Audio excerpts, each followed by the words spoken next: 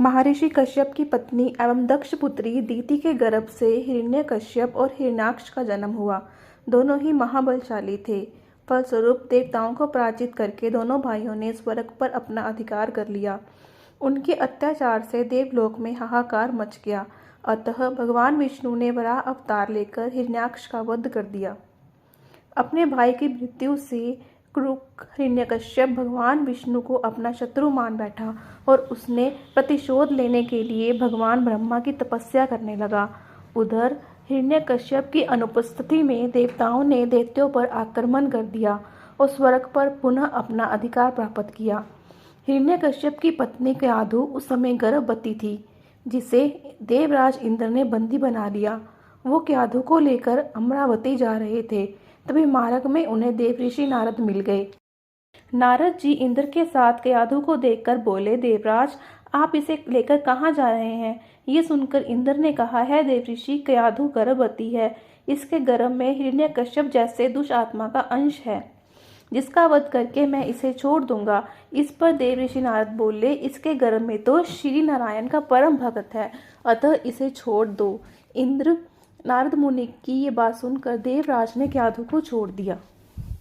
देवऋषि नारद हिरण्यकश्यप की पत्नी को अपने आश्रम में ले गए और बोले, बेटी, जब तक हिरण्यकश्यप की तपस्या पूरी नहीं हो जाती तुम निश्चित होकर यहीं रहो। तब से क्याधु देवऋषि नारद के आश्रम में रहने लगी और उनके दिव्य प्रवचनों का रसपान भी करती रही, जिसका गर्भ में पल रहे शिशु पर बहुत ही गहरा प्रभाव हुआ। जब समय आया तो क्याधु ने एक पुत्र को जन्म दिया, जिसका नाम रखा गया प्रह्लाद। इधर हिरण्यकश्यप की तपस्या जब पूरी हो गई तो ब्रह्मा जी ने प्रसन्न होकर उसे मनोवांछित वरदान दिया, जिसके पश्चात वो अपने राज्य वापस लौट आया। क्याधु श्री प्रह्लाद को लेकर अपने पति के पास चली गई। प्रह्लाद जब थोड़े बड़े हुए तो एक श्रेष्ठ गुरु के मार्गदर्शन में उनकी शिक्षा का प्रबंध किया गया। एक दिन जब हिरण्यकश्यप अपने समस्त मंत्रियों के साथ बैठे हुए थे, तभी प्रह्लाद अपने गुरु के साथ वहां आए और पिता को कृतज्ञता पूर्वक प्रणाम किया। ये देखकर हिरण्यकश्यप अति प्रसन्न हुए और बोला, बस प्रह्लाद, तुमने अब तक की शिक्षा के दौरान कौन सी सबसे अच्छी बात सीखी है, मुझे बताओ।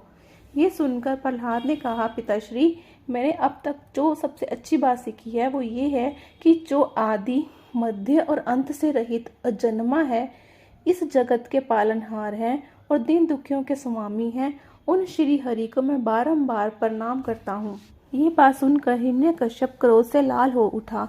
उसने प्रह्लाद के गुरु पर चीखते हुए कहा, अरे मूर्ख ब्राह्मण, तूने मेरे इस बालक को मेरे परम शत्रु का गुणगान करने की शिक्षा क्यों दी?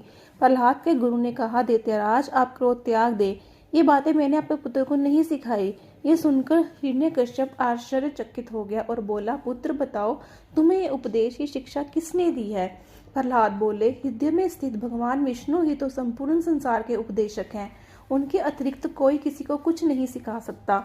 ये सुनकर हिरण्यकश्यप क्रोध से पागल हो उठा और बोला, अरे मूर्ख, मेरे सामने ये विष्णु कौन है? तू क्यों बार बार उस दुष्ट का नाम ले रहा है? क्या तू इसका परिणाम जानता है? हिरण्यकश्यप ने प्रह्लाद को बहुत समझाया, मृत्यु दंड का भेद दिखाकर भी विष्णु भक्ति से दूर करना चाहा, परंतु प्रह्लाद के मन से भगवान विष्णु के प्रति श्रद्धा तनिक भी कम न हुई। इसके पश्चात क्रोधित हिरण्यकश्यप ने अपने सेवकों को आज्ञा दी कि इस दुरात्मा को मौत के घाट उतार दो। इस शत्रु प्रेमी से मुझे कोई लाभ नहीं है, ये कपूत तो अपने ही कुल का नाश कर देगा।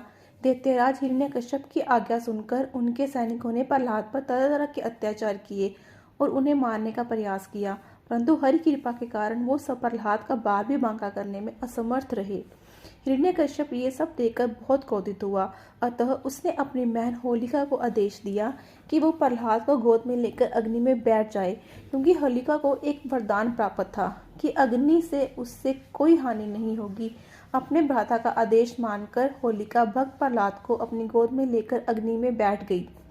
उस समय प्रह्लाद हाथ जोड़कर आंखें बंद कर निरंतर प्रभु ध्यान में मगन रहे और नारायण नारायण का जाप करते रहे। हरि कृपा के फलस्वरूप प्रह्लाद अग्नि में बैठकर भी कुशल बच गए, किंतु होलिका उसी आग में जलकर भस्म हो गई। जय श्री कृष्ण।